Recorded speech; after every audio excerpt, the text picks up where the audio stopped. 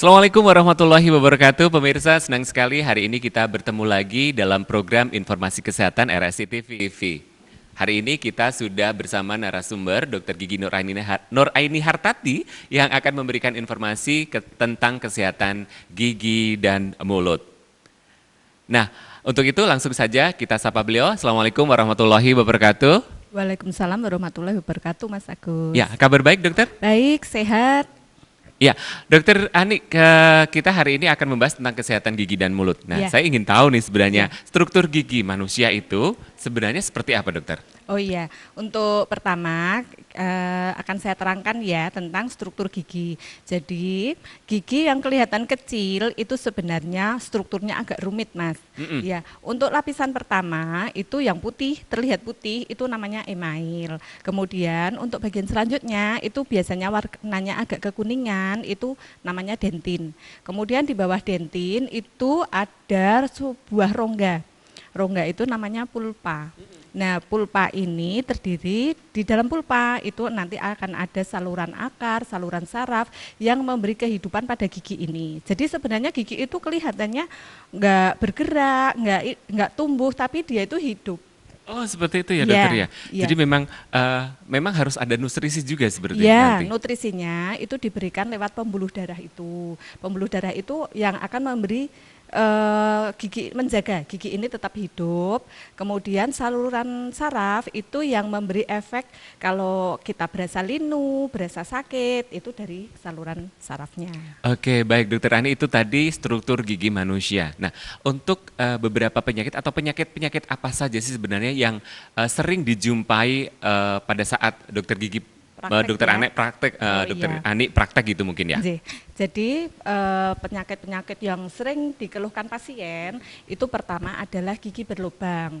Itu hal yang setiap hari kita temui dalam praktek dokter gigi. Nah, gigi berlubang ini ada macam-macam, Mas. Jadi ada yang lubang hanya sampai lapisan email saja, lapisan emailnya terkikis.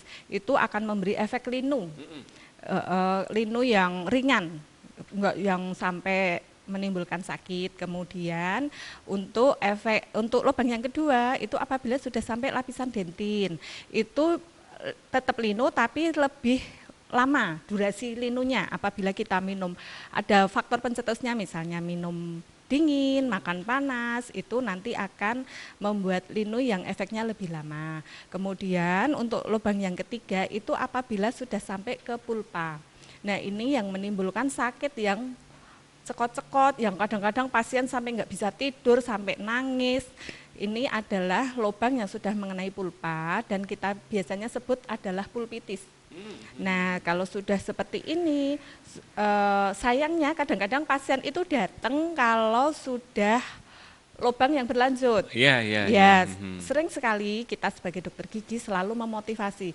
Begitu terasa ada gigi yang linu, yang linunya belum terlalu dalam, itu segera datang ke dokter gigi supaya segera bisa tertangani, tidak berkembang menjadi penyakit yang lebih serius. Nah, untuk gigi berlubang ini yang saya tahu adalah penyebabnya adalah karena kekurang patuhan pasien atau kekurang patuhan kita pada saat menggosok gigi. Betul seperti itu, dokter?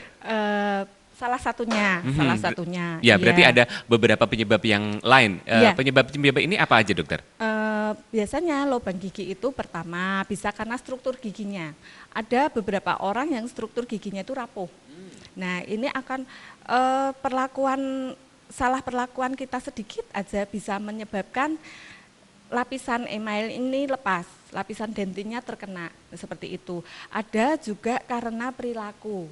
Nah, jadi giginya bagus ininya, strukturnya bagus, tapi perilaku kita, misal dari menjaga kebersihannya kurang, kemudian juga perilaku makan minum yang sembarangan, misalnya makannya panas, minumnya dingin, seperti itu akan mempengaruhi sekali. Juga kadang-kadang yang pasien tidak menyadari adalah konsistensi air ludah, itu juga pengaruh terhadap munculnya lubang. Kadang-kadang ada yang pasien itu yang ludahnya pekat, dia akan lebih cepat kena lubang gigi karena plak di gigi itu lebih nempel kayak gitu. Juga asam basa ludah. Mungkin pasien kan tidak menyadari saya ini ludahnya asam atau basah. Kadang-kadang bisa menjadi satu ciri yang bisa kita lihat ya Mas ya, bisa menjadi panduan para pasien. Jadi kalau ludahnya asam biasanya lubangnya banyak, tapi karang giginya sedikit. Tetapi kalau ludahnya basah itu biasanya karang giginya banyak, lubang giginya sedikit, seperti itu. Jadi memang ada semacam keseimbangan gitu ya Iya, dokter ya iya, di dalam kesehatan gigi dan mulut kita. Nah, iya. apa yang harus dilakukan oleh pasien dokter agar penyebab-penyebab tadi tidak menjadi kendala atau tidak semakin membuat gigi itu berlobang gitu? Iya, sebenarnya pasien pertama harus mengenali dulu struktur gigi saya ini termasuk yang gampang rapuh atau bukan. Itu bisa kita ketahui kok. Biasanya kalau giginya rapuh itu akan gampang terjadi lubang, pengikisan. Nah itu kalau sudah bisa mengetahui sebenarnya perilaku yang harus kita jaga, bagaimana kita menjaga kebersihan, bagaimana kita menjaga pola makan, seperti itu. Juga ini begitu tahu kalau ada hal yang tidak beres, segera periksa ke dokter gigi. Nah, kadang-kadang menjadi kendala buat para dokter gigi ini. Kadang pasien takut duluan, takut mau datang ke dokter gigi, waduh alatnya sudah seperti itu, nanti waktu dibur bagaimana bunyinya. Padahal sebenarnya pasti seorang dokter gigi itu akan melakukan tindakan-tindakan itu dengan hati-hati. Tidak. Jadi memang dokter gigi itu tugasnya menolong, memperbaiki bukan menyakiti. Jadi saya rasa pasien-pasien itu tidak perlu takut dengan datang ke dokter gigi supaya lebih bisa mencegah kerusakan yang lebih berat seperti itu. Dan artinya memang ketika mungkin ada lubang memang harus ditambal atau mungkin ada tindakan-tindakan yang dengan menggunakan alat-alat tertentu yang menimbulkan bunyi yang mungkin pasien sendiri sudah takut, ini sebenarnya nggak perlu ya dokter? Nggak perlu. Jadi memang bunyinya seperti itu. Kadang-kadang kita alihkan itu dengan kita memperdengarkan musik seperti itu atau dengan memasang TV di ruang praktek seperti itu. Jadi perhatian pasien itu tidak pada bunyi itu tadi. Jadi itu sekaligus sebagai jawaban bahwa apa sih sebenarnya penyebab dan juga apa yang harus dilakukan ketika gigi kita berlubang gitu ya, Iya, Dokter Ani iya. ya. Baik, Dokter Ani kita harus jeda untuk beberapa pariwara berikut. Untuk itu pemirsa tetaplah bersama kami, informasi kesehatan akan segera kembali untuk Anda.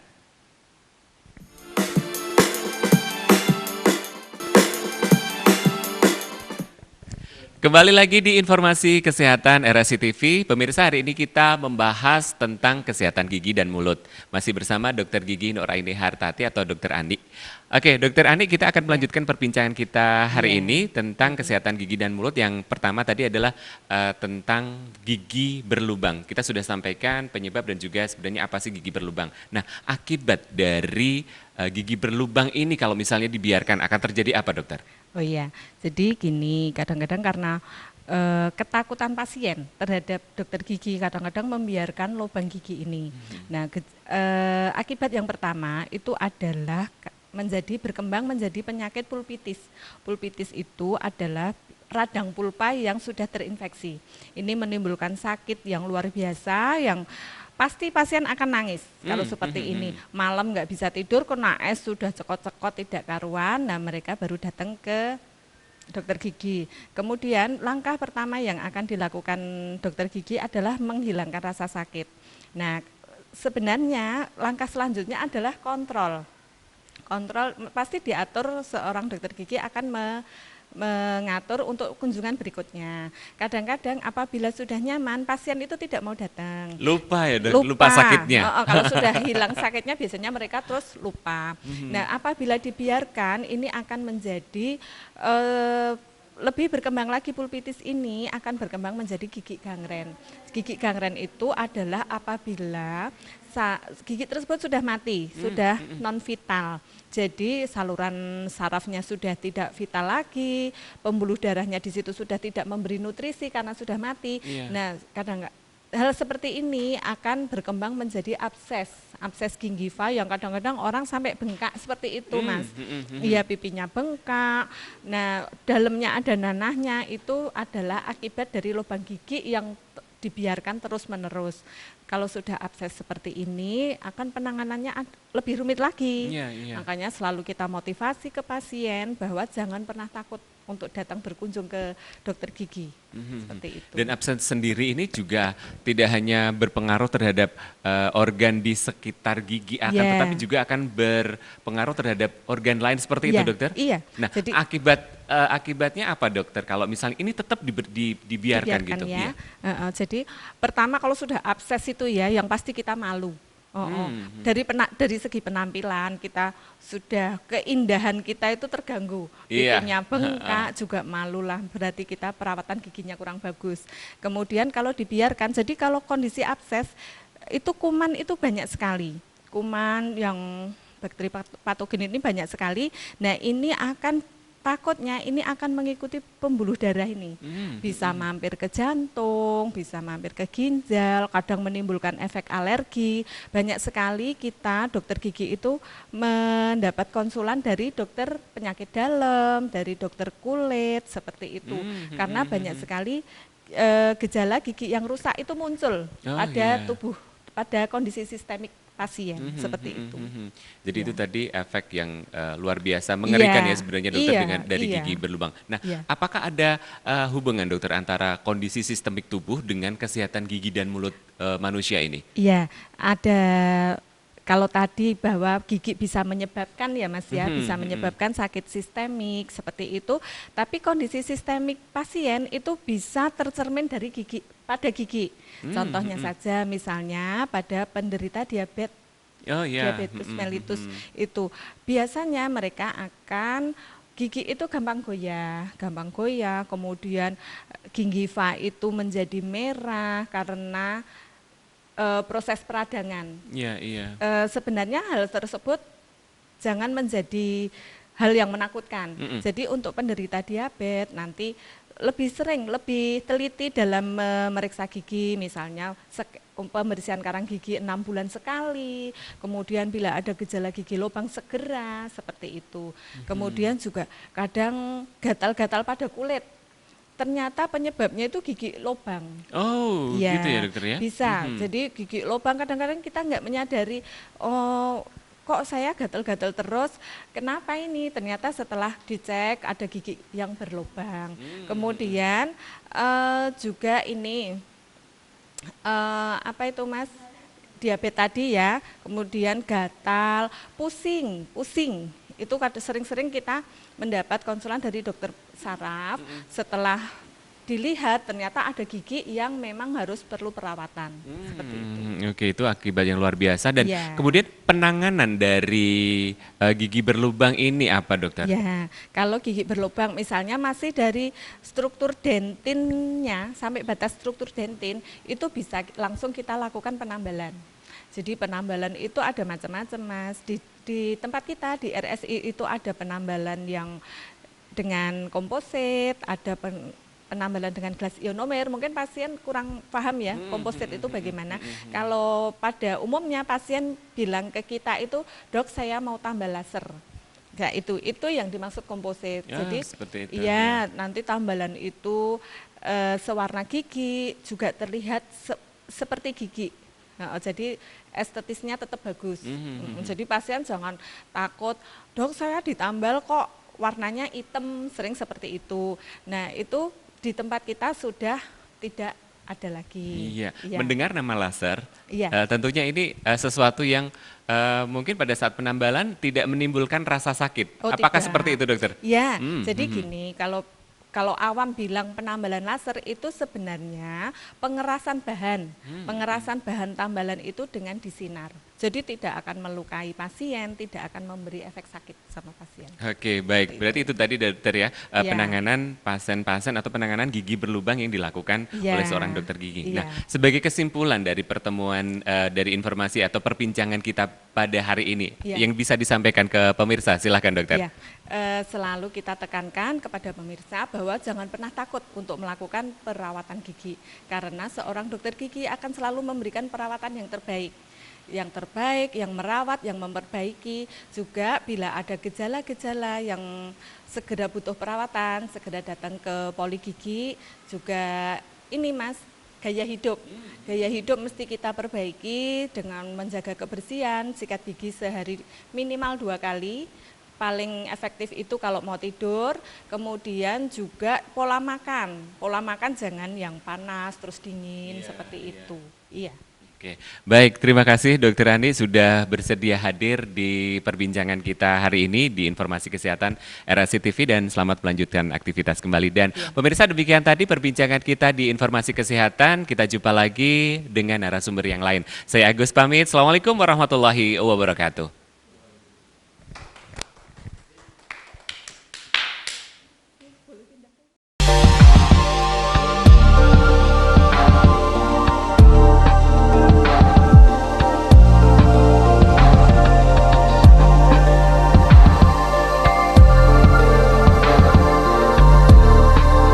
Rumah Sakit Islam Televisi RSI TV.